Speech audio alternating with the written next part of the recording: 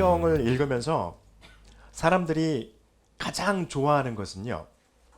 오늘 우리가 읽었던 이 20절, 21절, 22절에 있는 말씀처럼 너희가 복이 있도다 라는 말이 나오면 사람들이 참 기분 좋아라 합니다. 그리고 그 말씀만 있었으면 좋겠다라는 그런 생각을 하게 되어지죠. 그리고 사람들이 성경을 읽으면서 가장 부담스럽고 가장 애매하면서 나는 뭐지라고 이렇게 되어지는 것이 24절에서 26절에 있는 이 말씀이죠. 화 있을진저라고 하는 이런 말이 나왔을 때 참 마음이 싱숭생숭합니다. 이것도 또 이사야라든지 예레미야라든지 이런 성경을 읽고 있으면 또 출애굽기나 레위기, 신명기 뭐 이런 민수기 이런 성경을 읽고 있으면 하나님이 이렇게 좀 우리를 두렵고 떨리게 하는 그런 말씀들이 나올 때 한편으로는 우리 마음이 무겁기도 하고 또 정말로 무섭기도 하고 하는 그런 걸 우리가 느끼게 됩니다. 그런데 오늘 예수님께서 이 말씀은요 어디에도 있냐면 마태복음 5장에 우리가 잘 아는 말씀이죠. 산상수훈이라고 우리가 많이 아는 그런 말씀의 구절이에요. 그래서 마태복음 5장 1절부터 12절에 우리가 잘 아는 말씀이 있어요. 심령이 가난한 자는 복이 있나니 천국이 저희 것이며 이렇게 말씀이 나가는 말씀이시죠. 그 말씀과 동일한 내용의 말씀입니다. 그런데 마태복음은 조금 더 그것을 서술을 하면서 더 자세하게 더 풀어 쓴 형태를 가지고 있지만 누가복음은 조금은 그런 형태가 많이 축약되어 있죠. 12절로 복 있는 자들에 대해서 말씀을 풀어 놓았지만 누가는 딱 20절, 21절, 22절, 23절에서 딱 세 절로 복을 압축합니다. 그리고 24절부터 26절까지 마태복음에는 없는 화 있을진저 저주를 받을 사람들이라고 하는 말을 통해 가지고 이렇게 말을 전하고 있어요. 그래서 이 말씀을 보고 있으면 어떤 예수님의 말씀이 생각이 나냐면 마태복음 6장 24절에서 주님이 제자들과 수많은 사람들에게 하셨던 말씀 중에 이런 말씀을 우리는 기억합니다. 사람이 주인을 두 명을 한꺼번에 섬길 수가 없다. 만약에 두 주인의 종이 된다면 그 사람은 반드시 한 사람을 더 사랑하고 한 사람을 덜 사랑하게 되는 그러한 상태에 반드시 놓이게 되어진다는 것이죠. 그게 사람이니까. 그래서 사람은 두 주인을 섬길 수 없다라고 말씀하시면서 주님께서 사람들에게 말씀하신 거지 사람이 하나님과 재물을 겸하여 섬길 수 없느니라 라고 말씀을 하시게 되어지죠.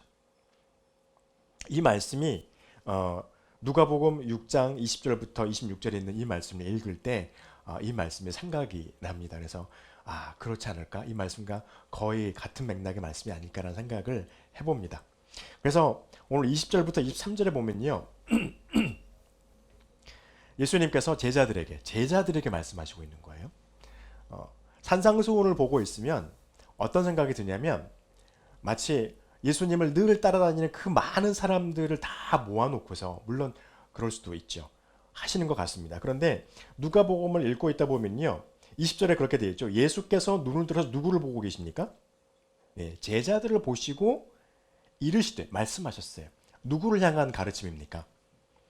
예수님께서 뽑으신 12명의 제자들을 향한 말씀이고요. 그 제자들 뒤에 있는 120명 내지는 150명이라고 부르는 초대교회의 핵심 멤버들이 될 그 핵심 제자들을 향하여서 예수님께서 말씀을 하고 있어요. 근데 이 사건을 잘 지켜보면은 5장에서 예수님께서 베드로와 그의 형제 안드레 그리고 그의 동업자들을 부르셨잖아요. 그리고 세리 마태를 예수님이 제자로 부르셨습니다. 그리고 난 다음에 어떤 사건이 있었었나요? 그리고 난 다음에 예수님께서 그들 중에서 이렇게 모여있는 사람들 중에서 12명의 사람들을 택해서 특별히 예수님의 가르침과 또 예수님께서 말씀하신 하나님에 대한 말씀에 대한 모든 것들을 더 깊이 있게 배울 수 있는 사람들을 선별하시죠. 그리고서 예수님께서 하신 것이 무엇이냐면 복 있는 자는 어떤 사람인가 알리시고 계신다는 겁니다. 그래서 이 마태복음 5장 1절부터 12절에 있는 이 말씀 그리고 누가복음 6장 20절에서부터 26절에 있는 이 말씀은요, 예수님을 믿고 있는 사람들을 향하여서 예수님이 말씀하시는 말씀이라는 겁니다. 모든 이들에게도 당연히 말씀하시는 것이지만 더 특별히 예수님의 제자들에게 말씀하시는 말씀이라는 것이죠. 그래서 그 첫 번째가 무엇입니까? 나를 믿는 너희들은, 나의 제자가 된 너희들은 어떤 사람이 되라는 건가요? 복 있는 사람이 되어라 라는 말씀을 하시고 계시는 겁니다. 먼저 생각해 보겠습니다. 복 있는 사람은 어떤 사람일까요? 첫 번째는요, 가난한 마음을 가지고 있는 사람이에요.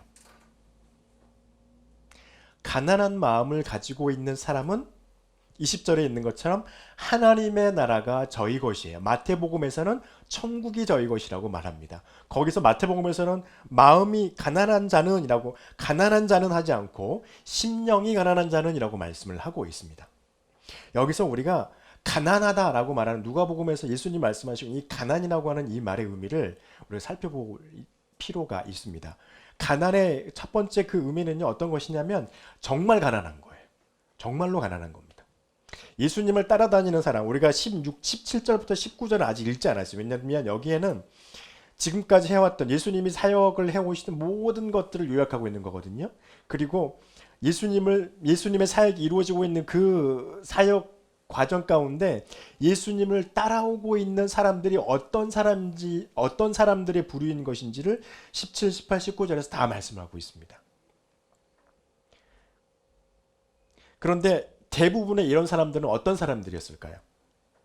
거기 보면은 사방에서 오는 이유가 뭐냐면 예수님의 말씀도 듣고 병 고침을 받으려고 오는 사람들이에요. 누군가에게 병 고침을 받을 수 없었던 사람들이었던 것입니다. 어쩌면 그들은요, 경제적으로 실제로 가난한 사람들입니다. 의사에게 자신의 몸을 보이면서 고칠 만한 경제적인 여력도 없었던 사람들입니다. 그리고 늘 있었던 예수님의 사역 가운데 늘 있었던 게 뭐냐면 이거는 우리 최일도 목사님이 제일 잘하시는 거죠. 밥 퍼주는 거예요. 예수님은 오면은 사람들이 워낙 많이 다니니까 늘 그들과 함께 밥을 먹기도 하고, 때로는 우리가 아는 것처럼 오병이어의 기적, 칠병이어의 기적을 해서 사람들의 배를, 그들의 배고픔을 달래주시는 그런 일들을 늘 하셨습니다. 왜냐하면 그들은 정말로 가난한 사람들이었기 때문에. 그리고 성경에 보면은 가난한 자라고 하는 말이 정말 많이 나와요. 이사야서, 예레미야서, 또 뒤에 있는 우리가 소선지, 예언서라고 하는 그러한 구약 성경에서도 가난한 자, 핍박받는 자 나옵니다. 그게 나오는 이유가 뭐냐면 가난하고 헐벗고 먹지 못하고 배고픔 가운데 있는 그들, 그리고 핍박을 받고 있는 그들에게 하나님의 특별한 보살핌이 있다라고 하는 것을 구약 성경은 계속해서 선포해요. 이사야서 41장 10절에서 이렇게 말하고 있습니다. 그들이 줄이거나 목마르지 아니할 것이며, 배고픈 자들을 향해서 말씀하시는 거예요. 하나님이 그들이 줄이거나 목마르지 아니할 것이며 더위와 볕이 그들을 상하지 아니하게 할 것이고, 이는 그를 긍휼히 여기시는 이가 그들을 이끌어서 샘물 근원으로 인도하실 것이기 때문이다 라고 말씀을 하고 있습니다. 그래서 가난한 자들은요, 하나님의 특별한 섭리 가운데서 하나님의 보살핌을 받을 자들이라고 성경은 말을 하고 있습니다. 그런 의미에서 실제로 가난함이라고 하는 그 말을 포함하고 있고요. 이것도 상당히 중요한 것이지만 더 중요한 두 번째 가난에 대한 의미가 있습니다. 그것은 우리가 마태복음 5장 1절에서 읽고 있는 말씀과 똑같아요.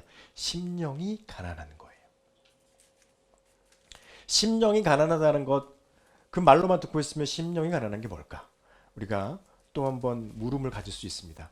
간단하게 말하면 이렇게 말할 수 있을 것 같아요. 하나님의 언약에 대한 갈망하는 마음을 갖고 있는 사람, 그 사람은 심령이 가난한 사람입니다. 다시 말하면 하나님이 내게 약속해 주신 것이 내 안에서 이루어질 것을 바라고 기대하고 있는 것이죠. 그래서 하나님이 우리에게 약속하신 것을 이루실 것이다. 우리가 기대하고 바라는 것 있죠. 예수님께서 이 땅에 오셨다가 십자가에 못 박혀 돌아가시고 승천하시면서 우리에게 하셨던 하나님의 약속, 너희가 본 그대로 예수님께서 다시 오시리라. 그때는 이 땅에 심판이 있고 우리가 지금 겪고 있는 고통과 이런 환난과 어려움들은 이제 그때는 다 없어질 것이다 라고 하는 하나님의 그 약속을 우리는 기다립니다. 종말론이죠. 이스라엘 백성들은 구약 시대에 종말론적인 하나님의 약속을 기대하고 있었습니다. 그게 뭐냐면 이스라엘의 독립이었어요. 예루살렘에서 하나님을 다시 예배하는 것이었어요. 그래서 기원전 주님이 오시기 전 6세기에 그 일이 실제로 이루어지죠. 그래서 예루살렘의 성벽이 쌓여지고 그리고 예루살렘 성전에 솔로몬의 성전과 같은 하나님을 예배하는 성전이 다시 세워지고 그곳에서 하나님을 예배하는 예배가 제사가 다시 드려지기 시작합니다. 그런데 신약 성경 예수님께서 다시 하나님은 육신을 입고 이 땅에 오셔서 그것으로 끝난 줄 알았던 하나님의 종말론적인 약속의 기대를요 지금까지 우리에게 주십니다. 어떤 겁니까? 궁극적인 구원이에요. 육신의 구원만을 말하는 게 아니라 궁극적인 구원입니다. 인간이 해결할 수 없는 것을 하나님이 해결하실 것을 우리에게 약속해 주신 것이죠. 그리고 이 종말론적인 하나님이 이루실 언약에 대한 약속에 대한 바라고 원하는 그 마음이요. 종말론적인 것만 바라보고 있으면 우리의 삶이 너무나도 공허하잖아요. 하나님께서 그 하나님이 예수 그리스도 다시 임재하실 그날이 언제일지 모르고 살아가는 우리의 삶 속에서 하나님이 우리의 삶 가운데 어떤 은혜를 주시지 아니하면 저와 여러분의 삶 가운데는 하나님을 위한 감사도 기쁨도 그리고 찬양도 생겨나고 그것이 끊이지 않을 가능성이 적어지게 됩니다. 그래서요. 하나님의 언약에 대한 갈망은 현재 우리의 삶 속에서 이루어지고 있는 하나님의 약속을 기대하게끔 하시는 거예요. 그리고 그 약속이 우리의 삶에서 이루어질 것을 하나님은 우리에게 약속하고 있습니다. 21절 말씀을 보시면 이렇게 되어 있죠. 지금 줄인 자는 복이 있다. 너희가 배부름을 얻을 것이요 지금 우는 자는 복이 있다. 너희가 웃을 것입니다. 이렇게 말씀하십니다. 이것은 먼 미래를 말하지 않습니다. 물론 종말론적으로는 하나님의 나라에서 우리가 지금 하나님 때문에 겪고 있는 이 모든 것들에 대한 보상을 얻을 것이라고 하는 것을 말씀을 하고 있는 것입니다. 그런데 우리의 삶 속에서는 무엇을 말할까요? 내 삶에서 하나님이 채우시고 역사하실 그것을 기대한다는 것입니다. 그래서 지금은 비록 우리가 줄이고 있지만 필요가 부족하여서 여전히 하나님 앞에 기도하고 있지만 그 기도 속에 하나님이 우리의 필요를 채우실 것을 말씀하고 계신 겁니다. 여전히 지금 우리는 힘들고 고난과 고민과 많은 어려움들 속에서 머리가 아프고 골치가 아파 있지만 하나님이 그 골치를 넘어서서 그것으로 말미암아 하나님을 향한 찬양과 감사로 우리를 바꾸실 것을 말씀하고 있습니다.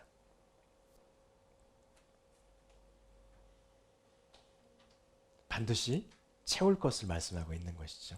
이런 사람이 마음이 가난한 사람이라고 하는 것입니다. 또 복받는 자는 어떤 사람이었습니까? 핍박당하는 사람이래요. 22절 23절 말씀이죠. 인자로 말미암아 너희를 미워하고 멀리하고 욕하고 너희를 악하다고 평가한다는 것입니다. 우리를 향해서.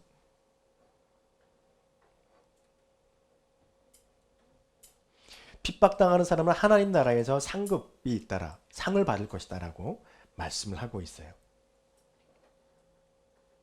여기서 상당히 조심할 게 있었는데 예전에 지금은 그런 분이 없으리라고 저는 생각합니다. 예전에 가끔 그런 분들이 계셨었어요. 핍박당하는 자가 하나님의 나라에서 상급을 받을 것이다 그러니까 진짜 막 자신의 삶을 힘들게 막 꾸려가시는 분들이 있었어요. 금욕적으로. 이렇게 끌어봤던 사람들이 정말로 이스라엘의 역사 가운데서 있었습니다. 예수님이 승천하신 이후에 그렇게 살아간 사람들이 있었어요. 그 사람들을 우리 신학자들 뭐라고 부르냐 에세네파라고 말합니다. 그래서 사해 동굴 그 절벽에 있는 그 동굴에 이렇게 거기에다 동굴을 파놓고 거기에서 자신들만의 공동체를 꾸립니다. 그래서 일부러 음식을 배불리 먹지 않고 또 아주 금욕적이고 그런 삶을 살아갑니다. 절제하면서 막 살아가요. 막 기도하면서 막 살아가요. 여기서 주님께서 우리에게 말씀하시는 핍박당하는 자는요, 그런 금욕도 말할 수 있어요. 그런 금욕주의라든지 아니면 정말 경건성을 유지하기 위해서 우리가 필요한 것들을 말하기도 합니다. 그런데 그것만을 말하지는 않아요. 그리고 여기서 진짜로 핍박당하는 핍박이다라고 말하는 것은 어떤 거냐면, 우리가 일부러 어떤 사건을 만들어 가지고 우리의 삶을 힘들게 만드는 것이 핍박이 아닙니다. 그것은 그 사람의 실수로 그 사람의 삶이 어려운 거예요. 진짜 핍박은 뭡니까? 22절 첫 번째 말한 거예요. 인자로 말미암아 예수 그리스도를 믿는 그 믿음으로 말미암아서 사람들이 우리를 힘들게 하고 미워하는 겁니다.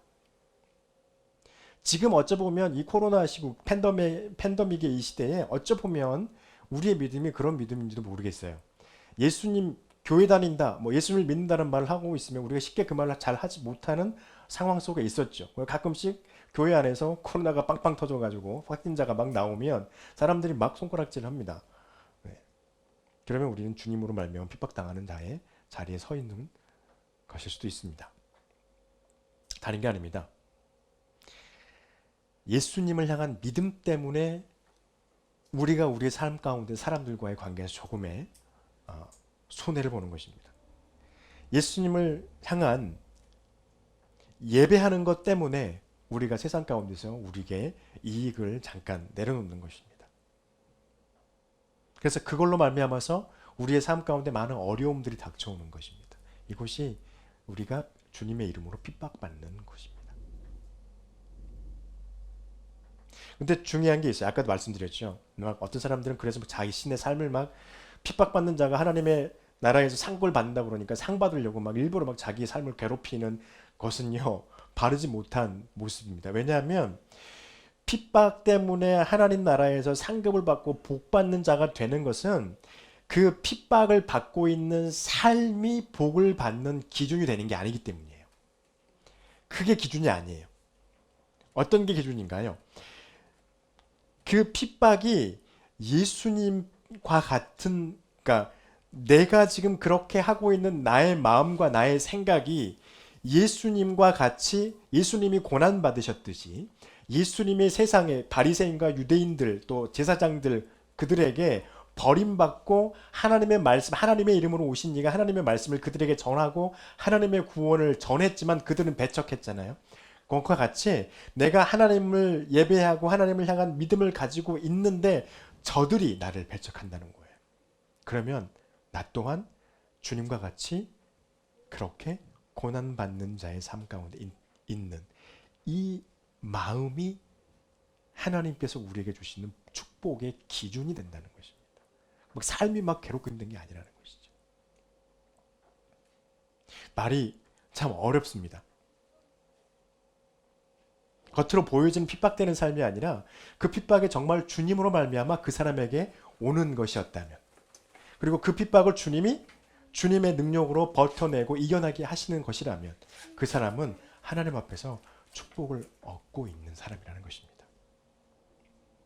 그러면서 23절에서 그렇게 하죠.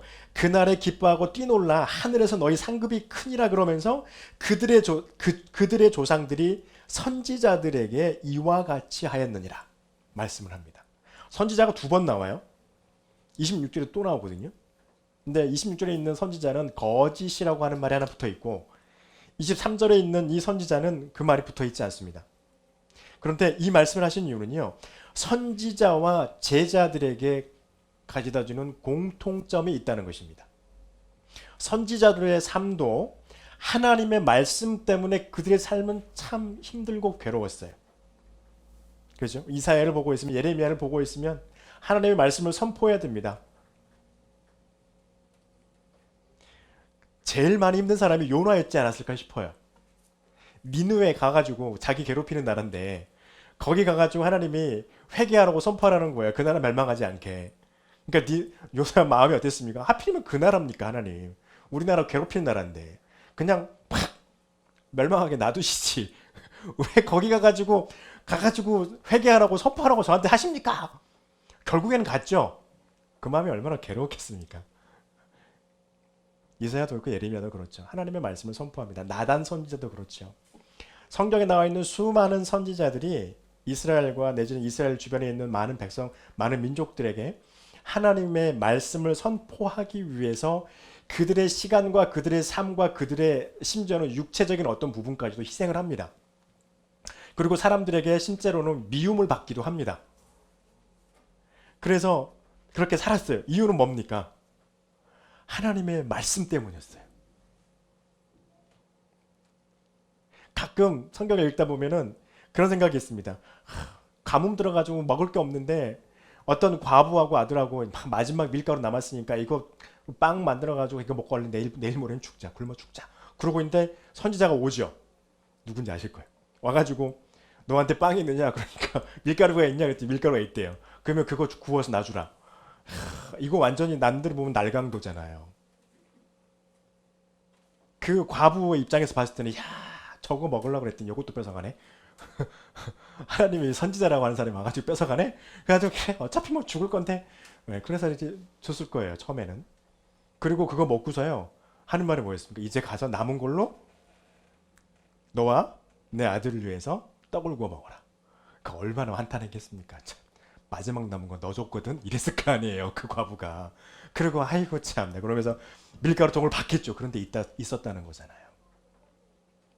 그 가뭄이 갈 때까지 계속해서 그 선지자가 왔고 그 과부는 계속해서 그거를 만들어 줬습니다. 그리고 그들은요 죽지 않고 연명했어요. 어찌 보면 사람들에게 참 미운 행동이 보였던 거죠. 뭐 때문에요? 하나님의 뜻 때문에. 주님께서 이 말씀하신 이유는 뭡니까? 제자들에게 말씀하시는 거예요. 너희도 그렇게 해야 된다고요. 저와 여러분에게도 말씀하십니다. 너희도 그렇게 살아야 된다고요. 어떻게 해요? 하나님의 뜻을 이루려고 노력하는 삶을 살아가야 된다고요. 그러면 어떻게 되는 겁니까? 가난한 마음을 가진 하나님의 나라가 내 것이 되는 자가 되는 거예요. 지금은 우리의 삶이 힘들고 어려워요. 그것 때문에 하나님의 말씀의 뜻을 이루려고 하기 때문에. 근데 그걸로 인해서 하나님의 나라에서 나에게 상급이 주어질 거라는 복을 누리게 될 것이라는 겁니다. 반면에 마태복음에는 없는 게 있습니다. 하나님의 저주와 하나님의 심판, 끔찍하죠. 이걸 받을 자가 있다는 겁니다. 이들은 어떤 사람들이냐면 이걸 보면은 참 여기에서 우리가 잘 이해해야 되는데 25절에 보니까 여기 있죠. 24절에 너희 부요한 자요. 25절에 너희 지금 배부른 자요. 이렇게 말합니다. 너희 지금 웃고 있는 사람들아 이렇게 말을 해요. 그래서 여기서 말하는 하나님의 진노가 임할 사람은 어떤 사람이냐면 그냥 말 그대로 하면 부자들이에요. 부자들이 화를 받습니다. 그런데 우리가 조심할 게 있어요. 부자라고 해서 다 화를 받을까요? 부자들라고 해서 다 저주를 받을까요? 그렇지 않아요. 부자들이 어떤 부자들이기에 어떤 특징을 가지고 있기에 그 부자들이 그렇게 되어졌을까? 첫 번째 뭐냐면 가장 큰 거는요. 돈 때문입니다. 이렇게 말하니까 돈 이러니까 그럼 우리 뭐 어쩌라고 이렇게 말할 수 있죠.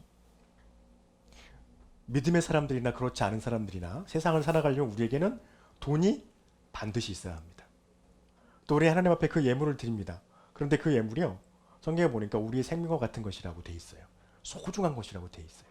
그런데 그것 때문에 화를 받는데요. 그런데 왜 그렇게 될까? 물질이 사람의 안목을 근시안으로 만들어버리기 때문입니다. 그렇다고 해서 돈을 갖는 것이 정말 그런 거냐? 아니에요. 왜 그러냐면 돈을 많이 축적하다 보니 이 사람들이 뭘 갖게 되냐면요. 내 삶에서 이 평안을 갖게 되고 편리한 것을 찾게 되어지고 풍요를 누리게 되어집니다. 그러니까 점점 뭘 보게 되냐면 멀리 보지 못하고 지금 내 삶만 살아가는 것에 대해서 만족하게 되는 거예요. 그래서 지금 오늘 내가 풍요롭게 물질을 누리고 있고 그 물질로 말하면서 내 가족이 지금 편안하게 이 삶을 살아가고 있고 그리고 지금 행복해.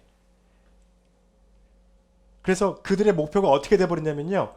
그들의 인생의 최고의 목표는 지금의 나의 이 평안과 지금의 내 자신과 내 가족의 행복을 추구하는 곳으로 초점이 딱 고정돼 버린다는 거예요.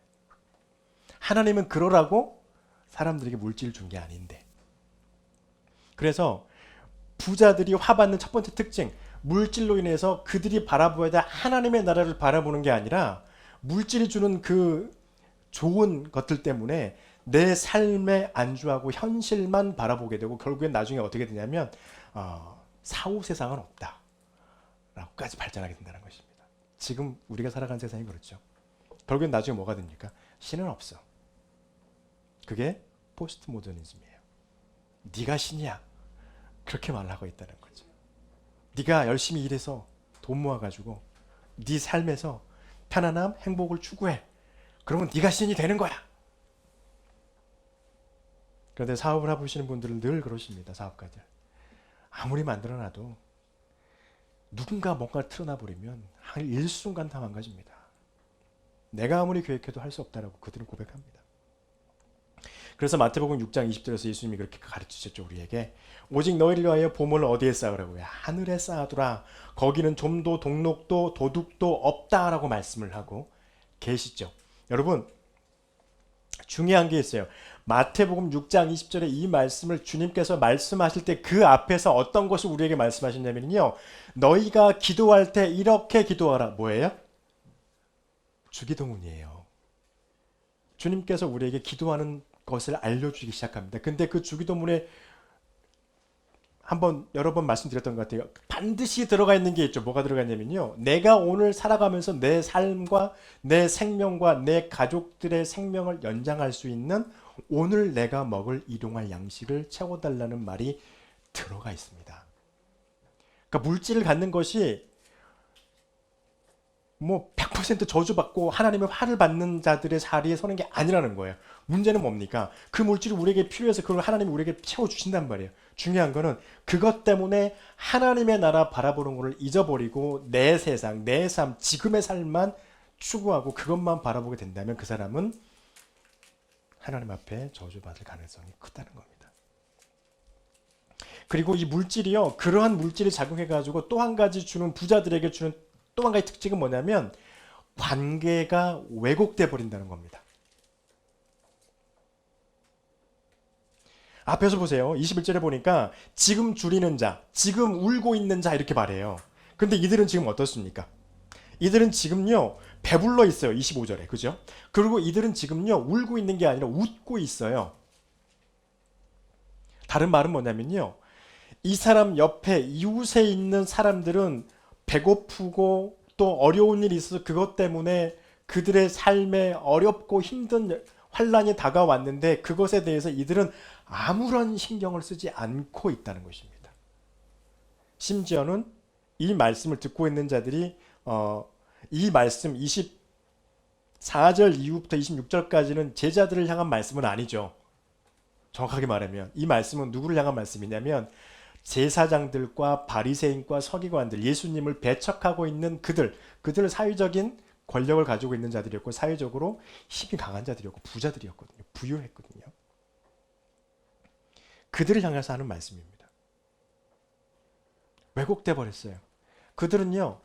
자기 형제들이에요. 자기 이웃이에요. 그들의 가난과 그들의 고난에 대해서 보고는 있지만 말은 하지만 그것에 대해서 위로하고 해결해 주려고 하고 그들의 것을 위해서 자신의 것들을 전혀 희생하지 않고 있었다는 것입니다. 그런 상황 속에서 내 이웃이 어찌되든 아무런 신경도 쓰지 않는 그들이 자기 이웃과 자기들의 관계가 하나님 앞에서 어떤 관계가 되어버렸냐면 나는 주인 저들은 나의 종이 되어버렸다는 겁니다. 감히는 말이 맞겠죠. 그리고요. 그들은 나에게서 당연히 하나님의 창조물이기 때문에 내가 그들을 존중해주고 사랑해주는 게 당연한 거예요. 하나님 앞에서. 그런데 그들은요. 그들을 존중하지도 않고 그들을 사랑의 대상으로 생각하지도 않습니다. 다만 내가 저들을 지배하고 저들을 짓밟아서 내가 필요한 물질을 그들로부터 뽑아내는 것이 그들의 목적이었어요. 관계가 왜곡돼 버린 거죠. 그런 왜곡되어 있는 상태에서 그들이 하나님 앞에 온다면 하나님의 관계는 온전할까요? 아니요. 하나님의 관계도 온전치 않다는 것입니다. 신약에서 예수님께서 우리에게 말씀하신 걸 들을 수 있지만 레위기 19장에 보면 그랬죠. 너는 내 이웃을 억압하지 말고 착취하지 말며 품꾼의 싹을 안침까지 밤새도록 내게 두지 말라. 주라는 거예요. 줄 걸 주고 그들을 괴롭히지 말라는 거예요. 또 25장 10절에서 그렇게 말하죠. 너희 각 사람은 자기 이웃을 속이지 말고 내 하나님을 경외하라. 내 이웃을 속이지 않는 것이 하나님을 섬기는 거라는 겁니다. 나는 너희의 하나님 여호와니라. 이렇게 말씀하고 계시잖아요. 그러니까 많은 재물이 쌓였을 때 우리들이 경계해야 되는 것은 사람들을 향한 나의 시각, 사람들을 향한 나의 태도가 왜곡되지 않도록 우리는 기도해야 합니다. 근데 그들은 지금 그렇게 하고 있다는 거예요. 여러분, 이 20절부터 26절에 있는 이 말씀을 통하여서 우리가 가장 볼 수 있는 게 뭐가 있을까 보았습니다. 누가복음 10장 31절에서부터 37절에 우리가 잘 아는 예수님의 비유가 나옵니다. 선한 사마리아인의 이야기죠. 한 사람이 강도 만났습니다. 거기에 제사장이 지나가고 바리새인이 지나가고 선한 사마리아인이 지나가죠. 근데 이 다 죽게 된 이 사람을 보살피고 치료했던 사람은요, 제사장도 아니었고 바리새인도 아니었습니다. 사마리아인이었습니다. 그들이 그렇게 죄인 취급하고 인간 취급도 안 했던 사람이었어요.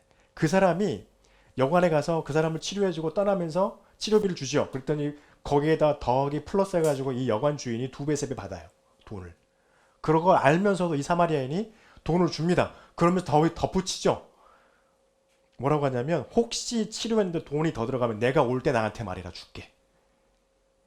그러면서 예수님 말씀하시죠. 누가 이 사람한테 선한 이웃이냐. 그러면서 주님이 말씀하신 결론의 말씀이 이것이죠. 너도 가서 이와 같이 하라. 여러분, 이 삶, 이 사마리아인과 같은 삶, 남의 어려움, 내 이웃의 어려움, 내 교우들의 이웃 어려움을 보고서 그것을 기도해주고 같이 마음 아파해주고 속 우리가 도울 수 있는 것이 있다면 돕는 것에 기꺼이 우리가 나설 때 우리는 선한 사마리아인이 진정한 이웃이 될 수 있다는 것입니다. 그리고요, 그렇게 된다면 마태복음 19장 24절에서 주님이 말씀하신 이 말씀이 우리에겐 적용되지 않을 가능성이 아주 높아집니다. 어떤 말씀입니까? 부자가 천국에 가는 것은 낙타가 바늘길을 통과하는 것보다 더 어렵다는 주님의 말씀이에요. 근데 그들이 왜 어렵습니까? 물질에 대한 생각, 또 물질이 우리에게 와서 우리의 생각을 비틀어버리고 우리의 시각을 짧은 시각, 이 세상만 바라보는 시각, 하나님을 바라보지 못하는 시각으로 제한시켜버리고 사람과의 관계를 왜곡하고 하나님과의 관계까지 틀어버려서 결국에는 그 사람이 천국에 들어가지 못하는, 낙타가 바늘길을 통과하는 것보다 더 어려운 그 길로 가는 길러잡이가 되는 것이 이런 것인데, 이것들을 우리가 버리지 못한다면, 깨닫지 못하고 있다면, 기억하지 못하고 있다면 우리도 그렇게 될 수 있다는 겁니다. 그런데 부요한 자들이 하나님 앞에서 이 물질이 가져다주는 모든 것을 깨닫고 그것보다 하나님의 나라를 향하여서, 또 예수님께서 우리에게 말씀하시는 것처럼 이 땅에 많은 재물이 하나님께 내게 주셨지만 내가 하나님의 나라에 나의 재물을 쌓고 그것을 위해서 또 그것을 위해서 내 옆에 있는 지체들의 어려움과 그런 것들을 돌아보고 그들에게 선한 이웃이 되고, 주님이 말씀하신 것처럼 내가 내 이웃을 사랑하고 섬겨서 하나님을 예배하고 경외하는 그 자리에 나도 올바르게 서고 나의 기쁨과 저 사람에게도 기쁨이 넘치게 하는 그러한 자에 선다면 그 사람은요, 하나님의 복을 받는 자가 된다는 것입니다. 이러한 마음이 주님께서 제자들에게 있기를 바라는 마음이었습니다. 그리고 첫 번째 예수님께서 제자를 택하시고 하신 말씀이 가난한 자가 되어라. 하나님을 사랑하고 이웃을 사랑하고 하나님의 나라를 바라보는 자가 되어라. 너희가 나중에 물질을 많이 갖거든 그 물질이 너희의 시각과 너희의 생각을 비틀고 왜곡하고 잘못된 것을 바라보게 할 때 이 말씀을 기억하고 하나님의 것을 바라보아라. 그리고 너희가 복된 자가 되어라 말씀하십니다. 저와 여러분이 그러한 주님의 제자가 되기를 축복합니다. 기도하겠습니다.